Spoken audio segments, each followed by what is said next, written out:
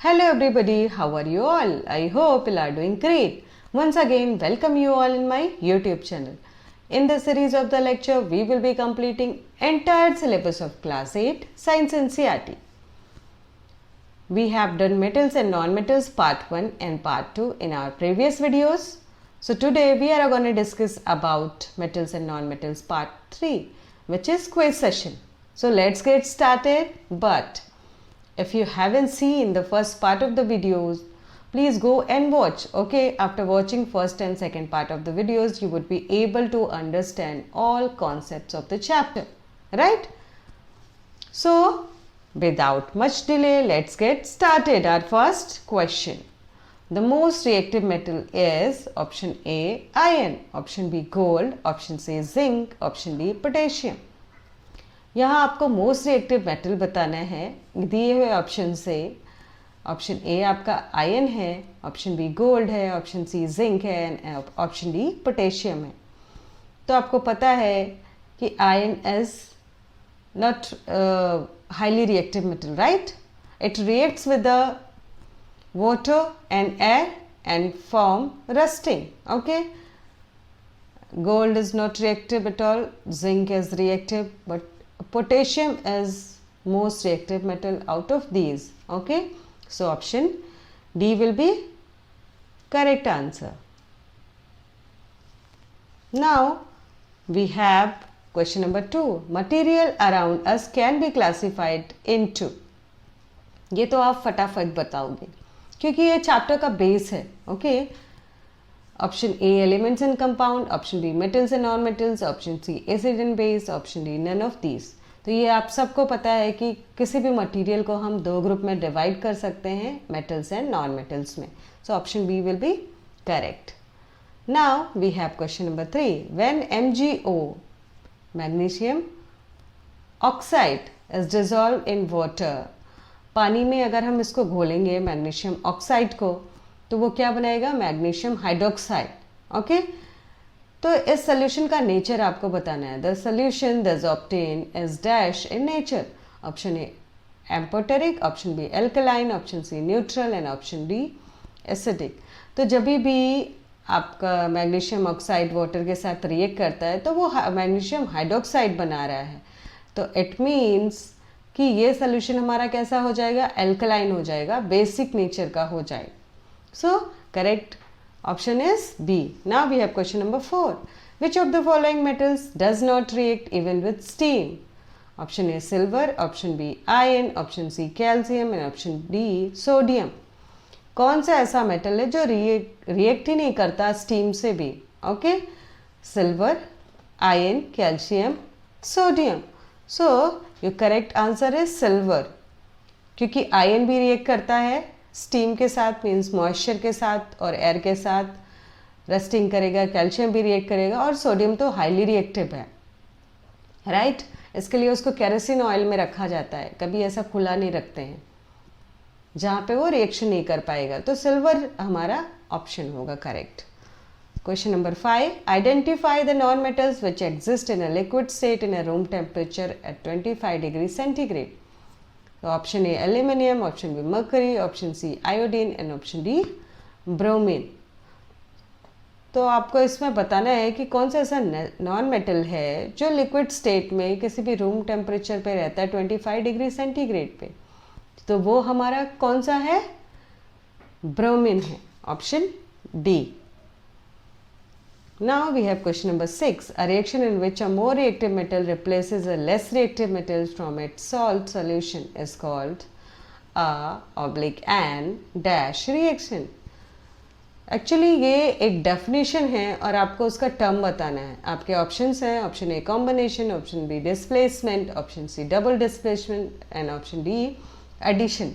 Okay, तो वो reaction जो जहाँ पे जो हाईली रिएक्टिव मेटल्स होते हैं वो लेस रिएक्टिव मेटल्स को रिप्लेस कर देते हैं, ओके, उसके सॉल्ट से. और ये सोल्यूशन क्या कहलाता है? ये सोल्यूशन कहलाता है displacement reaction. Okay, which is very important for the exam purposes. So correct option would be B. Now we have question number 7. The property by which metal can be beaten into sheets is known as. Metal की वो property जब हम उसको किसी hammer से पीटेंगे तो वो किस शीट में चेंज हो जाएगा, तो वो उस क्वालिटी को क्या कहते हैं। I taught you all in the first and second part of the videos about the physical properties of the metal, right? उनकी ductility, malleability, lustrous nature and sonorous nature, ये सारी चीज़ें मैंने आपको बताई हैं। तो आपको एक वो क्वालिटी बतानी है जो किसी भी मेटल को अगर हम उसको हैमर से चोट करेंगे, बार बार मारेंगे उस पर, तो वो शीट में चेंज हो जाएगा। Options are option A ductility, option B sonority, option C lustre and option D malleability. So the correct answer is malleability. उसको क्या बोलते हैं उस प्रॉपर्टी को? malleability बोलते हैं कि अगर कोई भी मेटल बार बार चोट करने पे शीट में चेंज हो जाए तो। Now we have question number 8. The property of metal by which it can be drawn into wires. और वो प्रॉपर्टी आपको मेटल की बतानी है कि अगर हम मेटल को वायर में चेंज कर दें, पहले तो हम शीट में कर रहे थे उसको malleability बोलते थे, अभी हम वायर में चेंज कर रहे हैं तो उसको क्या बोलेंगे? आपके यहाँ ऑप्शंस हैं sonority, option A, option B malleability, option C ductility and option D lustre. So as we all know, it is known as ductility. So option C will be right. Now we have question number 9. A substance is said to be sonorous if it dash. एक substance है उसको sonorous कहते हैं अगर वो dash हो. dash हो आपके ऑप्शंस में देखते हैं क्या है. Option A conduct heat, option B conducts electricity, option C conducts water through metal pipes and option D produces a ringing sound when beaten. अगर हम उसको बीट करें, उसको बीट करते हैं, उसको मारते हैं, बार बार हैमरिंग करते हैं तो क्या हो जाएगा? वो एक सोनरस साउंड देगा, एक साउंड क्रिएट करता है रिंगिंग बेल जैसा. तो हमारा ऑप्शन डी क्या होगा? राइट होगा. इस क्वालिटी को क्या बोलते हैं मेटल की? Sonorous. Now we have question number 10. Which one of the following metal reacts vigorously with oxygen and water? Option A sodium, option B potassium, option C calcium and option D magnesium. कौन सा ऐसा metal है जो बहुत तेजी से oxygen और water के साथ रिएक्ट करता है? तो आप सभी को ये पता है कि sodium is a highly reactive metal. अगर आप उसको खुली जगह पे रखेंगे तो वो वाटर से और ऑक्सीजन से रिएक्ट कर जाएगा और ब्लास्ट होगा. तो इसके लिए हमेशा उसको केरोसिन ऑयल में रखते हैं. ये क्वेश्चन बहुत इंपॉर्टेंट है और बार बार एग्जाम्स में पूछे जाते हैं. Now we have question number 11. When a copper vessel is exposed to moist air for long it acquires a dull green coating. The green metal is a mixture of dash. Option A copper oxide and copper nitride, option B copper hydroxide and copper carbonate, option C copper carbonate and copper sulfate, option D copper hydroxide and copper nitrate.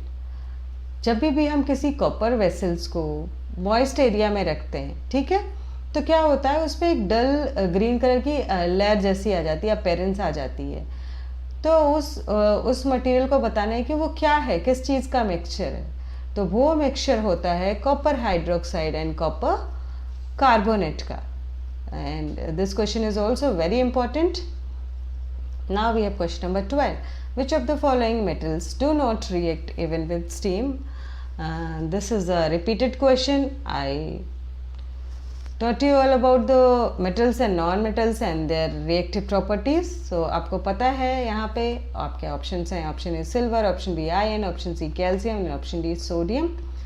तो जो steam के साथ react नहीं करेगा वो आपका क्या होगा? Option A silver. Now we have question number 13. Food canes are coated with tin and not with zinc because option A zinc is less reactive than tin, option B zinc is more reactive than tin, option C zinc has a higher melting point than tin, option D zinc is costlier than tin. तो food जो Keynes होते हैं, food Keynes में हम क्या करते हैं? खाने को स्टोर करते हैं.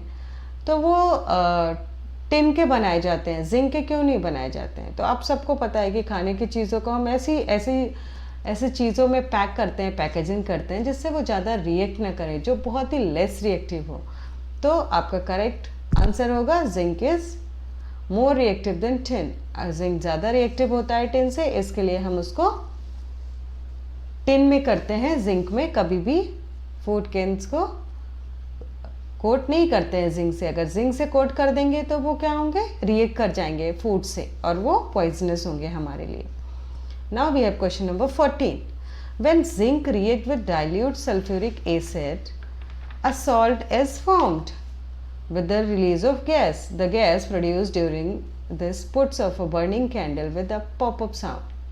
The gas evolved during this reaction is, जब जिंक आपका डाइल्यूट सल्फ्यूरिक एसिड के साथ रिएक्ट करता है और तो क्या बनाता है, सॉल्ट बनाता है और एक गैस रिलीज करता है, हाइड्रोजन गैस जो होती है उसको रिलीज करता है। और जब गैस को हम बर्निंग कैंडल के पास ले जाते हैं तो पॉपअप साउंड क्रिएट करता है। तो वो गैस कौन सी है?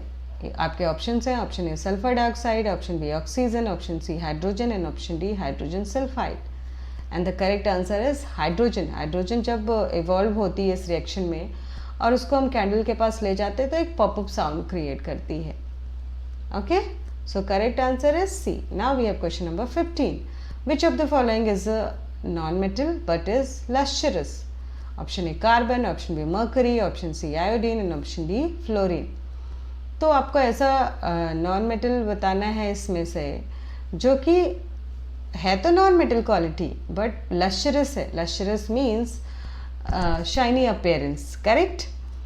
तो इसमें से कौन सा होगा जिसके पास नॉन मेटल जो सीरीज में आता है और जो लश्चरस क्वालिटी रखता है? तो the correct answer is iodine. Okay, iodine is lustrous but it comes under the category of non-metal. So with this guys, we are gonna end up the session.